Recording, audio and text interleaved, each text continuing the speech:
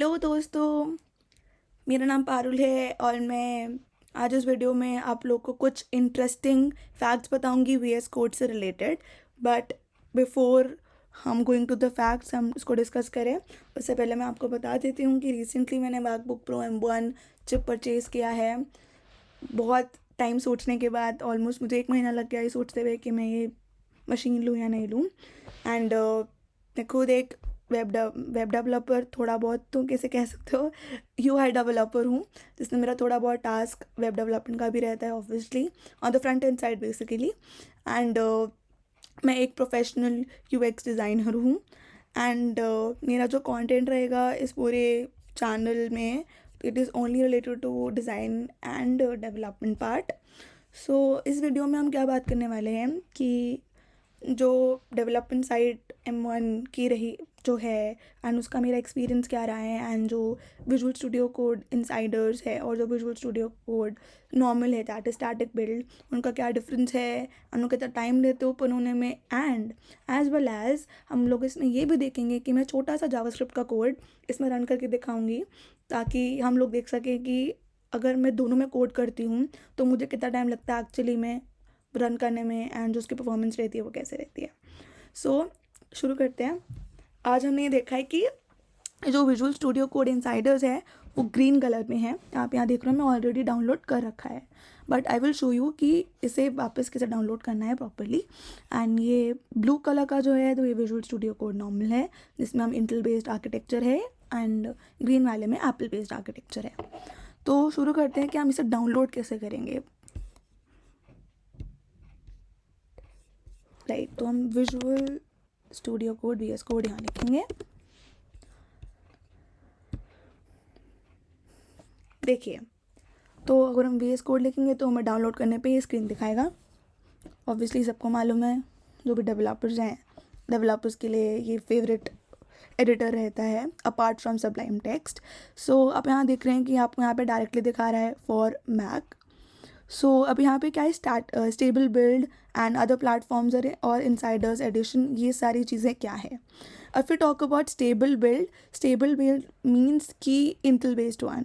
तो अगर आप जो इंटेल बेस्ड करना चाहते हैं, अगर आपके पास M1 है बट स्टिल आपको डर लग रहा है कि नहीं हमें एप्पल वाला वर्जन नहीं चले, हम तो नहीं चाहिए, हम तो इंटेल वाले पे करेंगे जैसे हम पहले कर रहे थे विंडोज़ में या मैक में, तो आप यहाँ पे क्लिक करके डाउनलोड कर सकते हैं। But I won't recommend that, but उसके बाद में हम बाद में आएंगे।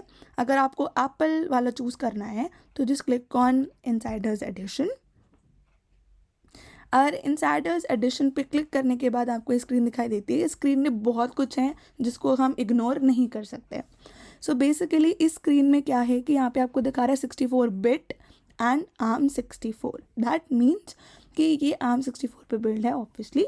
एंड 1 महीना पहले यहाँ विजुअल स्टूडियो कोड इनसाइडर्स के साथ विजुअल स्टूडियो कोड एक्सप्लोरेशन था इन दिसंबर, और मे बी ऑन मतलब नवंबर एंड या फिर दिसंबर में आ गया था वो अपडेट। तो यहाँ पे क्या था कि माइक्रोसॉफ्ट विजुअल स्टूडियो को टेस्ट कर रहा था। तो यहाँ पे जहाँ पे आप ARM64 देख रहे हैं, तो ARM64 एक्सपेरिमेंटल था। बट एक साल मतलब सॉरी, एक साल नहीं, 1 महीने के बाद इन जनवरी वी कैन सी कि यहाँ पे जो विजुअल स्टूडियो कोड इनसाइडर्स है वो एक्चुअली में एक्सप्लोरेशन के साथ मर्ज हो गया है। सो बेसिकली अभी ये एक्सपेरिमेंटल नहीं रहा है, ये सब कुछ माइक्रोसॉफ्ट ने ARM64 एक्सपेरिमेंटल की जगह पे ARM64 में कर दिया है। And visual studio code Insiders जो पहले कह सकते थे, जो कि इंटेल में भी चलता था, अब क्या है, उसका आर्किटेक्चर एप्पल बेस्ड हो चुका है। दैट्स इट, वो इंटेल बेस्ड नहीं रहा अब। तो you just click on the download for Mac and आपके पास डाउनलोड हो जाएगा वो। मैंने ऑलरेडी डाउनलोड करके रखा है, तो I don't think there is a need to download it again. चलो, हमने वापस डाउनलोड नहीं करना। तो अब मैं आपको दिखाती हूँ कि दोनों जो VS कोड्स के दोनों एडिशंस है वो कितना टाइम लेते हैं ओपन होने के लिए।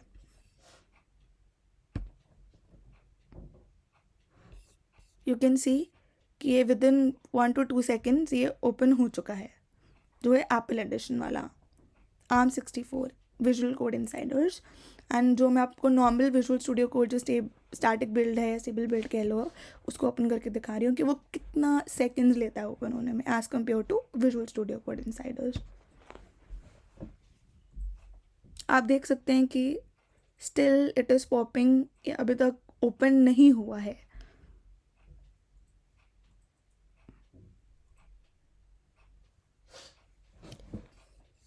आप देख सकते हैं कि धीरे धीरे ओपन हो रहा है। So comparatively Visual studio Code Insider से इसने अराउंड 10 to 12 सेकेंड्स लिए हैं ओपन होने में। तो आप कंपेयर कर सकते हैं कि एज अ वेब डेवलपर अगर आप कोई भी फॉर्म में काम कर रहे हैं या फिर अगर आप एक स्टूडेंट हैं तो आपके लिए कितना इम्पॉर्टेंट है कि कितनी जल्दी आपका विजुअल स्टूडियो कोड खुले। तो वो आपको डिसाइड करना है कि अगर आपको जल्दी परफॉर्मेंस वाला चाहिए तो आप एप्पल वाला भी चूज़ कर सकते हैं, अगर नहीं चाहिए तो आप इंटेल वाला चूज़ कर सकते हैं। दोनों के अपने बेनिफिट्स हैं, दोनों के अपने डिसएडवांटेजेस हैं। सो अब मैं बताती हूँ कि दोनों में कोड करने का क्या रेलेवेंस है।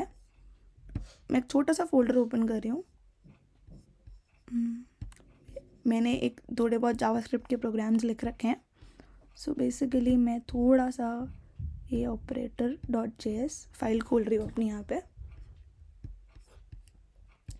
तो आप देख लीजिए, मैं फुल स्क्रीन में दिखा देती हूँ आपको। मैंने छोटा सा कोड लिखा हुआ है ऑपरेटर्स इन जावास्क्रिप्ट, नॉर्मल छोटे मोटे ऑपरेटर्स होते हैं उसको चेक करने के लिए। तो आप हम इसको रन करके देख लेते हैं कि कितना टाइम लगता है।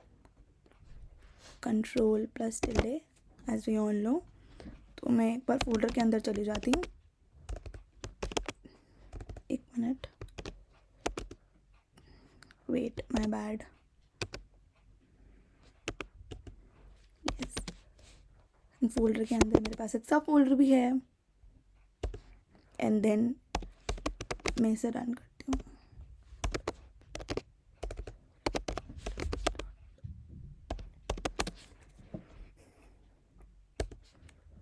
ओहो,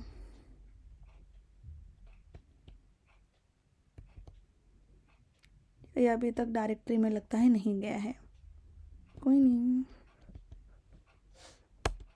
हाँ जी, अब चलाएंगे हम। ओहो, फिर भी कोई दिक्कत। लगता है मुझे सीरीज स्टार्ट करना पड़ेगा, कोई बात नहीं। हम नॉर्मल विजुअल स्टूडियो कोड में करके देख लेते हैं। हम पहले फोल्डर ओपन कर लेते हैं। तो हमें करना है फोल्डर ओपन।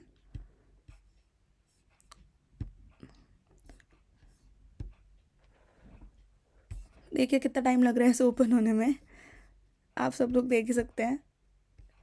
तो मैं operators.js मैंने खोल के रखा है यहाँ पे, एंड मैं इसे रन करके देखती हूँ अब क्या रहता है। फोल्डर के अंदर जाती हूँ मैं, node,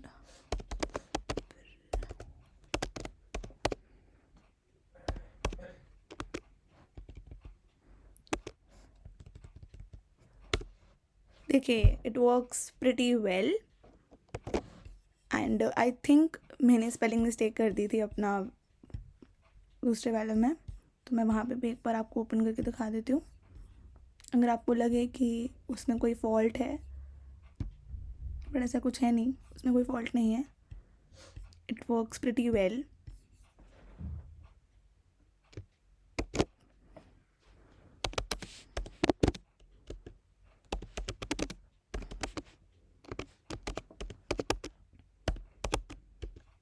see it works pretty well. मैंने लास्ट टाइम गलती कर दी थी कि मैंने operator.js कर दिया था rather than operators.js। So you can see कि ये भी प्रिटी वेल काम करता है as compare to visual studio Intel वाला एडिशन। अब हम यहाँ देख सकते हैं कि दोनों का कोड सेम है। थोड़ा सा जूम आउट कर रखा है। आप देख सकते हैं दोनों का कोड ऑलमोस्ट सब सेम ही है, कोई दिक्कत नहीं है। बट मैं prefer visual studio code Apple वाला करूँगी क्योंकि उसके बहुत सारे रीजंस हैं मेरे पास। सबसे पहला रीज़न तो ये है कि सॉफ्टवेयर एंड हार्डवेयर कंपैटिबिलिटी, दोनों की कंपैटिबिलिटी होना बहुत ज़रूरी है, तभी हमारा एक सॉफ्टवेयर अच्छा परफॉर्म करता है। तो अगर मैं इंटेल और आर्म की बात करती हूँ तो इन दोनों की कंपैटिबिलिटी अभी ज़्यादा अच्छी नहीं है, आई मीन है ही नहीं ऑलमोस्ट, बिकॉज रोसेटा पे काम करना पड़ता है। If you talk about Intel के सॉफ्टवेयर तो हमें रोसेटा से ट्रांसलेट करना पड़ता है उसे।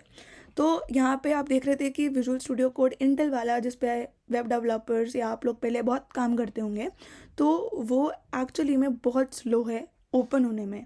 एंड जब आप इसमें रिएक्ट का कोड या फिर काफ़ी बड़े बड़े हैवी कोड्स लिखेंगे आपके फर्म के या अपने पर्सनल प्रोजेक्ट्स के, तो ये आपको थोड़ा सा डिसअपॉइंट कर सकता है, because when it comes to performance, software and hardware compatibility यहाँ थोड़ी कम देखने को मिलती है। अगर मैं बात करती हूँ इसकी, जो विजुअल स्टूडियो कोड सिलिकन वाला है, जो एप्पल सिलिकन के लिए दे रखा है, इसमें ओपन होने में बहुत कम टाइम लगता है, क्योंकि ये एक्चुअली में एप्पल बेस्ड आर्किटेक्चर ही है। एंड जब आपका software and hardware compatibility same ही रहती है एंड काफ़ी सही रहती है, तो आपका परफॉर्मेंस बहुत अच्छा रहता है। आप हैवी से हैवी टास्क यहाँ पे चला सकते हो। एंड मैंने थोड़े टाइम पहले इसमें रिएक्ट का कोड भी रन किया था, तो मुझे तो काफ़ी से अच्छा लगा कि ये सारी जो फंक्शनैलिटीज़ हैं एंड परफॉर्मेंस है, विजुअल स्टूडियो कोड सिर्फ एप्पल वाला जो है वो बहुत अच्छा है। तो मैं हाईली रिकमेंड करूँगी कि आप विजुअल स्टूडियो कोड न्यू वाला ही करें, क्योंकि जो भी आपका हार्डवेयर है उसके साथ ही आपको सॉफ्टवेयर कंपैटिबिलिटी देखनी चाहिए, रादर दैन कि आप इंटेल पे काम करते थे तो आपको इंटेल ही चाहिए। ऐसा नहीं है, अगर आप अपनी मशीन चेंज कर रहे हैं तो आपको सॉफ्टवेयर भी उसके कंपैटिबिलिटी लेना चाहिए, ताकि आपकी परफॉर्मेंस अच्छी रहे। सो प्लीज़, अगर आपको ये कंटेंट अच्छा लगा हो, अगर आपको लगा हो कि आपको कुछ नया सीखने को मिला या आपको कोई इन्फॉर्मेशन मिसिंग थी, अगर आप कब से एक्सप्लोर करना चाहते थे, तो प्लीज़ बेल आइकन को दबा दीजिए एंड सब्सक्राइब कर दीजिए, बिकॉज अभी सब्सक्राइबर्स काफ़ी कम हैं। एंड अगर आप चाहते हैं कि मैं ऐसे ही कंटेंट काफ़ी अच्छा बनाती रहूँ एंड M1 के बारे में थोड़ी इन्फॉर्मेशन देती रहूँ and development and as well as designing part में काम करती रहूँ, तो प्लीज़ प्लीज़ प्लीज़ मुझे कमेंट सेक्शन में बता दीजिए कि आपको नेक्स्ट वीडियो में क्या देखना पसंद करेंगे। एंड मोस्ट प्रोबेबली मेरा नेक्स्ट वीडियो आने वाली है सारे डिज़ाइनिंग टूल्स के लिए, Adobe XD, फिग्मा वगैरह, ये सब कैसे चलता है एंड इनके परफॉर्मेंस क्या रहती है, तो इन सब के बारे में बात करेंगे नेक्स्ट वीडियो में। Good luck, bye bye.